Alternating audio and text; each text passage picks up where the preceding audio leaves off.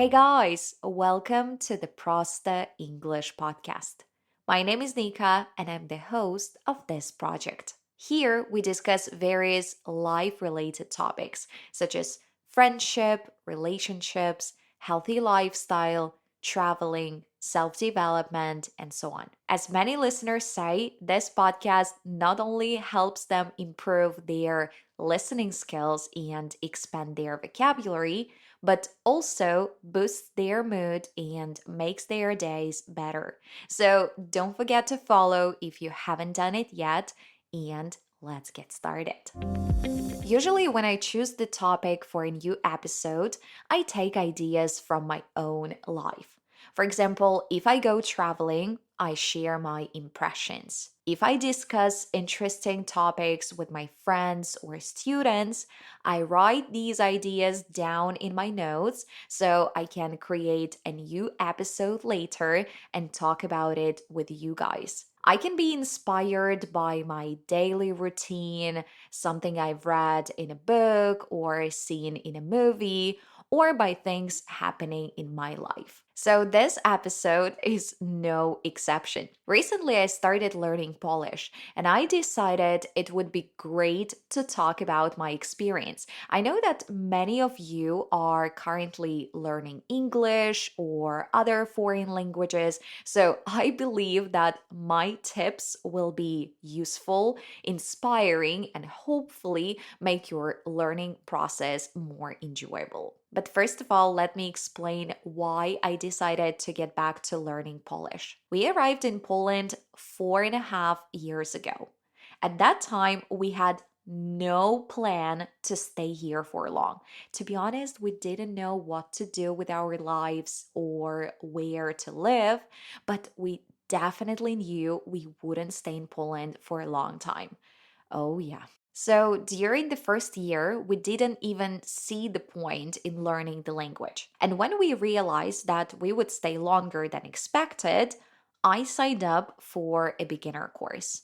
My goal was to learn at least something in Polish to be able to understand what cashiers in grocery shops were asking me. That was the only place where I communicated with Polish people at the time. And after I finished the course for beginners, I didn't move on to the next one because I had no reason and no motivation to continue. I already understood what the cashiers were asking and I could answer the questions, and that was enough for me. But after some time, I started having more interactions with Polish people. For example, I had to go to different government institutions to get documents or apply for something. I had to communicate with doctors, and sometimes I would get calls from the tax office. And every single time I felt so stressed because I didn't understand what they were saying, and also I didn't know how to answer their questions. So I had to ask my husband or my brother in law to call instead of me and solve my problems. But I'm a very independent person. So, of course, it was really annoying. And that's why I decided to go back and take the next course, and this time knowing exactly why I needed Polish. And after a while, I reached a confident A2 level, and once again, I stopped studying because I had achieved my goal and didn't see the point in continuing. I decided that I would continue studying by myself. I started watching movies in Polish and listening to podcasts, and thanks to that, I really improved my listening skills. And I can say that now I understand more or less 90% of what locals say. In addition to that, I started reading books in Polish, and that helped me improve my reading skills. But last year, my friend introduced her boyfriend to us, and he is Polish. And one evening, we went to a restaurant, and he told me, just in case we can't communicate in English. I told him, oh no, we will speak Polish, don't worry, I want to practice. And during our conversation, I realized that when we were discussing simple topics like work, hobbies, and traveling, yeah, I could easily express myself. But when we started having deeper and more philosophical conversations, I kept quiet. I wanted to say a lot, but unfortunately, my vocabulary wasn't good enough. Next time, they came to celebrate New Year's Eve with us. And again, I was so happy to see my friend and her boyfriend. But after a few hours, I felt disappointed one more time because I couldn't take part in all the conversations and I couldn't say everything I wanted to. And that was the third moment when I decided to continue learning Polish.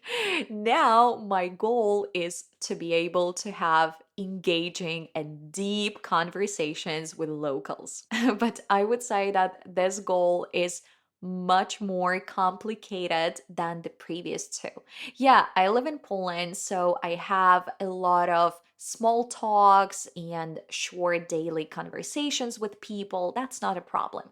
But I do not have any close acquaintances or friends yet to really practice with.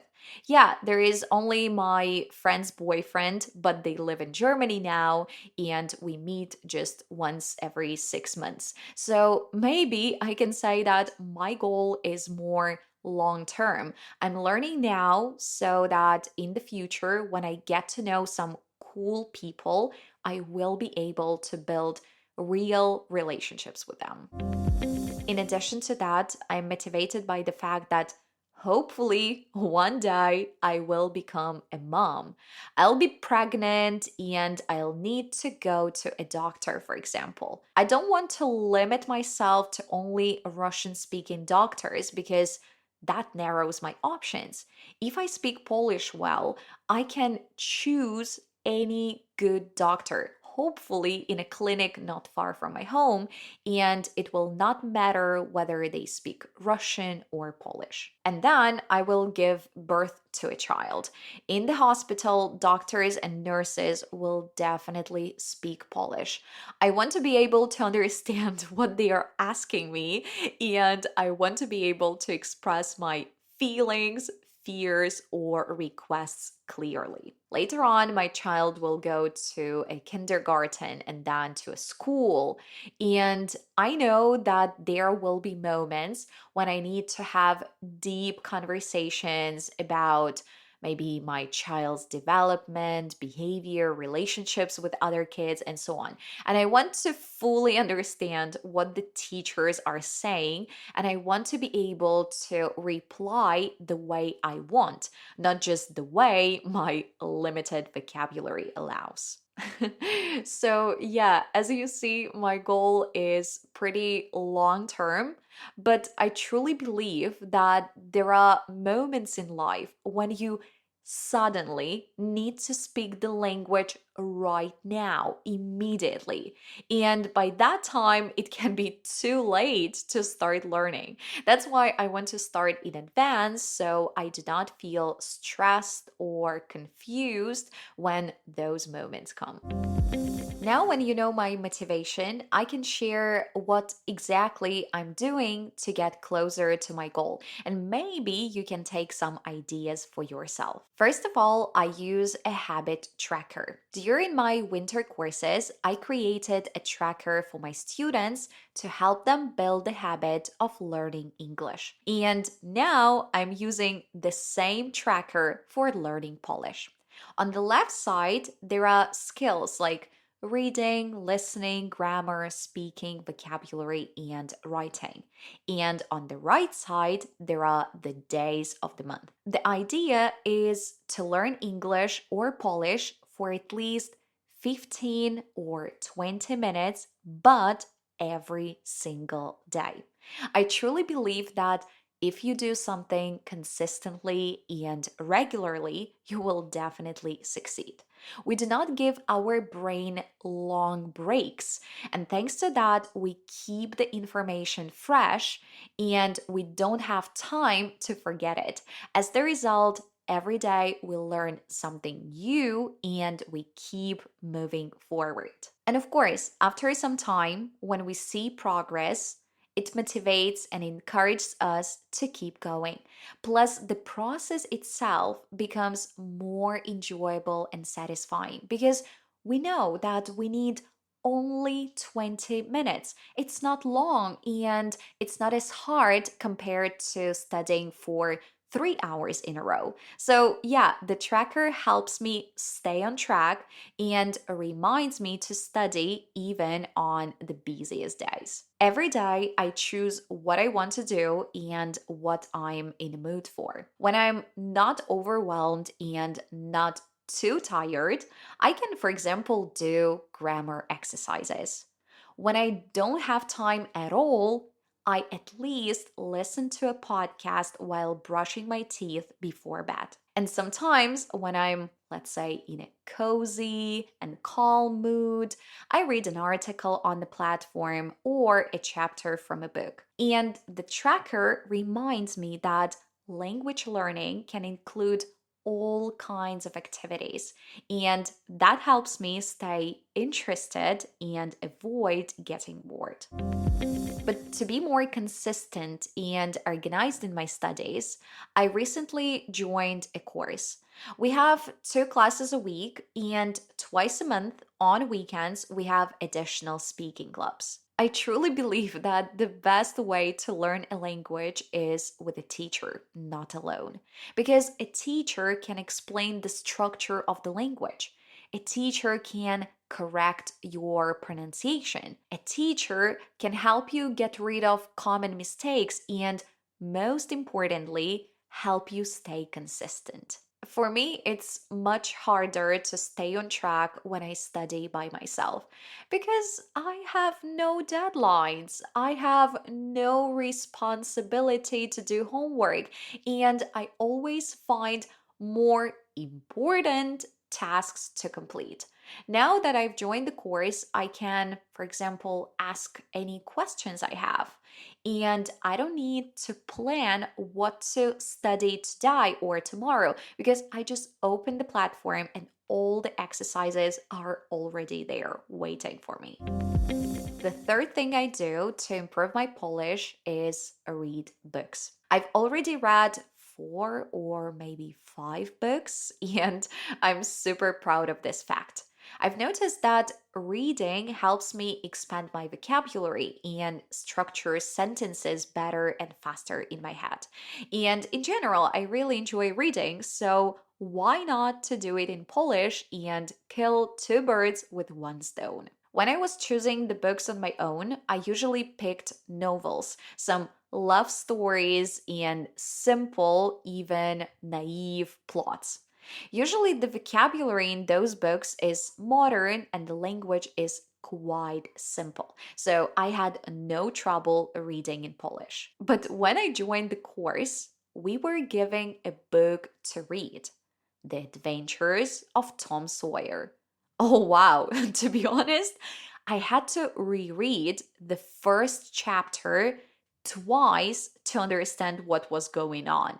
There were millions of new words for me, even in a single sentence, and I had to use Google Translate all the time. The point is that this book was published in 1876. 1876 and written even earlier. So the vocabulary, the language, and even the actions of the main characters are pretty old school. And on top of that, it's a well known fact that fairy tales and old literature can actually be harder to understand than real life modern stories because they use words that are rarely used in everyday speech, and you will mostly see them only in books. I'm a little ashamed to say this, but I gave up on that book after just the first chapter because I realized that I have too many things to do in life.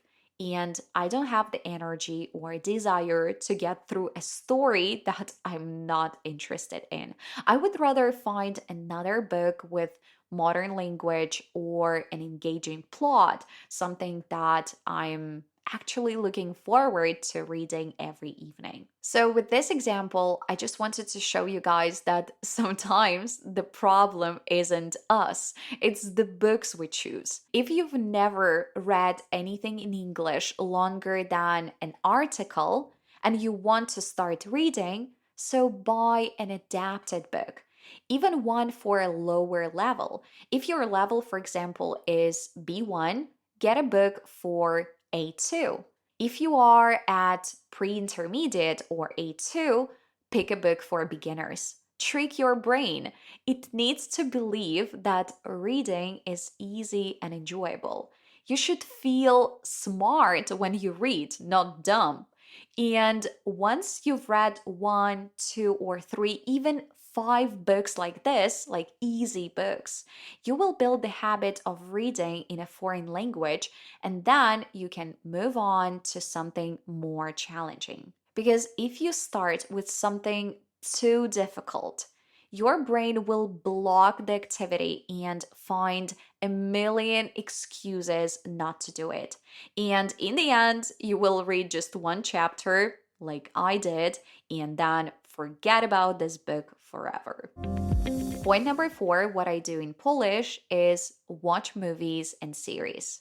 I've recently bought a Netflix subscription, and now it's super easy and convenient for me to find movies in Polish. If you guys want to start watching movies in English, I highly recommend getting a subscription to a platform where you can easily access movies in English with captions. I suggest services like ororo.tv and Puzzle Movies.